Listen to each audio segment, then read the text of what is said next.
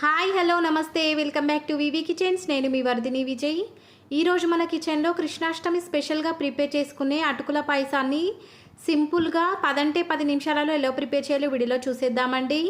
ఈ అటుకుల పాయసాన్ని కేవలం కృష్ణాష్టమి రోజునే కాదండి, ఇంట్లో ఏదైనా స్పెషల్ అకేషన్ ఉన్నప్పుడు లేదా ఏదైనా ఫెస్టివల్ టైంలో కూడా ప్రిపేర్ చేసుకొని తినొచ్చండి. దేవుడికి ఎప్పుడూ ఒకే రకమైన పాయసాలను ప్రిపేర్ చేసి నైవేద్యంగా పెట్టడం కంటే ఒక్కొక్కసారి ఇలా డిఫరెంట్గా అటుకులతో కనుక పాయసాన్ని ప్రిపేర్ చేసి పెట్టారంటే చాలా బాగుంటుందండి. ఇంట్లో వాళ్ళందరికీ కూడా ఈ అటుకుల పాయసం చాలా బాగా నచ్చుతుంది. ఈ అటుకుల పాయసాన్ని ప్రిపేర్ చేయడానికి చాలా తక్కువ ఇంగ్రీడియంట్స్తో ప్రిపేర్ చేసుకోవచ్చండి. మరీ ఎక్కువ టైం కూడా పట్టదు. చాలా తక్కువ ఇంగ్రీడియంట్స్తో చాలా తక్కువ టైంలో ఈజీగా సింపుల్గా ప్రిపేర్ చేసుకోవచ్చు.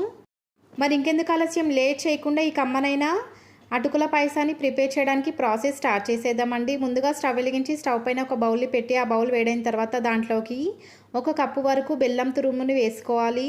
ఈ బెల్లం క్వాంటిటీ వచ్చి 150 గ్రాముల వరకు ఉంటుందండి. ఈ బెల్లాన్ని కరిగించడం కోసం 2 టేబుల్ స్పూన్ల దాకా వాటర్ని యాడ్ చేసుకోవాలి. మనం యాడ్ చేసుకున్నటువంటి వాటర్ మొత్తం కూడా ఈ బెల్లంతో పాటు బాగా కలిసేలాగా ఒక స్పూన్ని యూస్ చేస్తూ బాగా కలుపుకుంటూ ఉండాలి.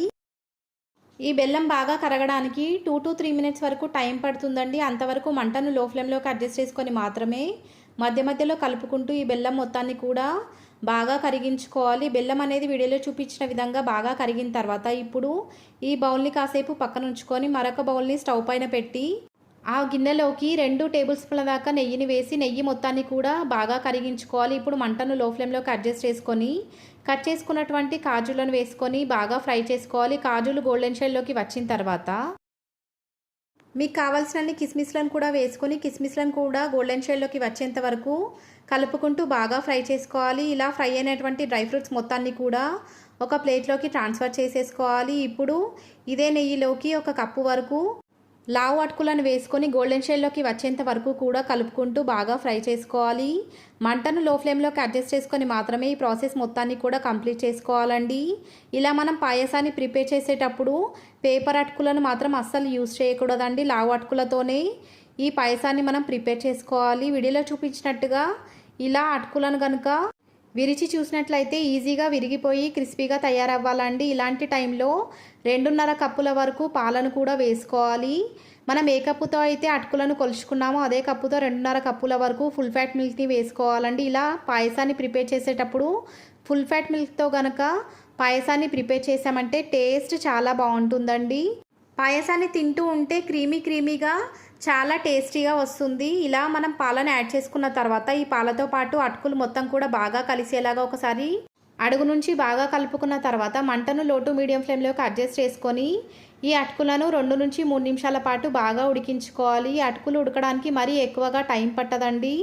2 మినిట్స్లో ఈజీగా ఉడికిపోతాయండి. 2 నిమిషాల తర్వాత ఇప్పుడు ఈ అటుకుల పాయసంలోకి 1/2 టీ స్పూన్ వరకు ఇలాచీ పౌడర్ని కూడా వేసుకొని ఇలాచీ పౌడర్ మొత్తం కూడా పాయసంతో పాటు బాగా కలిసేలాగా అడుగు నుంచి బాగా కలుపుకున్న తర్వాత మరొక 1/2 నిమిషం పాటు ఈ పాయసాన్ని బాగా మరిగించుకున్న తర్వాత ఇప్పుడు ఈ పాయసంలోకి ఇందాక మనం ఫ్రై చేసి పక్కన ఉంచుకున్నటువంటి డ్రై ఫ్రూట్స్ మొత్తాన్ని కూడా వేసేసుకోవాలి. డ్రై ఫ్రూట్స్ని కూడా వేసుకున్న తర్వాత మరొక 1/2 నిమిషం పాటు ఈ పాయసాన్ని బాగా మరిగించుకోవాలి. వీడియోలో చూపించిన విధంగా ఈ పాయసం కన్సిస్టెన్సీ అనేది వచ్చిన తర్వాత ఒక్కసారి కనుక చెక్ చేసినట్లయితే అటుకులు మనకు ఎంత సాఫ్ట్గా కుక్ అయ్యాయో తెలుస్తుందండి. వీడియోలో చూపించిన విధంగా అటుకులు బాగా మెత్తగా ఉడికిన తర్వాత ఇప్పుడు స్టవ్ ఆఫ్ చేసేసుకోవాలి. వీడియోలో చూపించినట్టుగా పాయసం కన్సిస్టెన్సీ ఉన్నప్పుడు మాత్రమే స్టవ్ ఆఫ్ చేయాలండి. ఎందుకంటే చల్లారిన తర్వాత ఈ పాయసం కాస్త దగ్గర పడే ఛాన్స్ ఉంటుంది. మీరు కనుక ఈ పాయసాన్ని ప్రిపేర్ చేయడం కోసం చక్కెరను కనుక వాడాలనుకుంటే ఇలాంటి స్టేజ్లోనే మనం ఏ కప్పుతో అయితే అటుకులను కొలుచుకున్నామో అదే కప్పుతో 1 కప్పు వరకు చక్కెరను వేసుకోవాలండి. నేను ఈ పాయసాన్ని ప్రిపేర్ చేయడం కోసం బెల్లాన్ని యూజ్ చేస్తున్నాను కాబట్టి బెల్లాన్ని డైరెక్ట్గా ఇప్పుడు పాలు వేడిగా ఉన్నప్పుడు వేసినట్లయితే పాలు విరిగిపోయే ఛాన్స్ ఉంటుందండి. అందుకే పాయసం కాస్త చల్లబడిన తర్వాత అప్పుడు మనం ప్రిపేర్ చేసుకున్నటువంటి బెల్లం పాకాన్ని ఈ పాయసంలోకి వేసేసుకోవాలండి. పాయసం మొత్తం కూడా రూమ్ టెంపరేచర్లోకి వచ్చిన తర్వాత ఈ ప్రిపేర్ చేసుకున్నటువంటి బెల్లం పాకం మొత్తాన్ని కూడా ఈ పాయసంలోకి వేసేసుకోవాలి. ఇలా మనం వడగట్టుకొని తీసుకున్నట్లయితే ఏమైనా నలకలు ఉన్నట్లయితే ఆ నలకలు మొత్తం కూడా ఈ డ్రైనర్లోకి కలెక్ట్ అవుతాయి.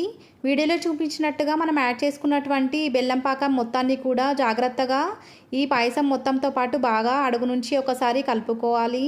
నేను ఈ పాయసాన్ని హెల్దీగా ప్రిపేర్ చేయడం కోసం దీంట్లో బెల్లాన్ని యూస్ చేస్తున్నాను. ఇలా కనుక మనం బెల్లాన్ని యూస్ చేసినట్లయితే షుగర్ పేషెంట్స్ ఇంకా వెయిట్ లాస్ కోసం ట్రై చేసే వాళ్ళు కూడా ఎలాంటి అనుమానం లేకుండా ఈ పాయసాన్ని తినేయొచ్చండి.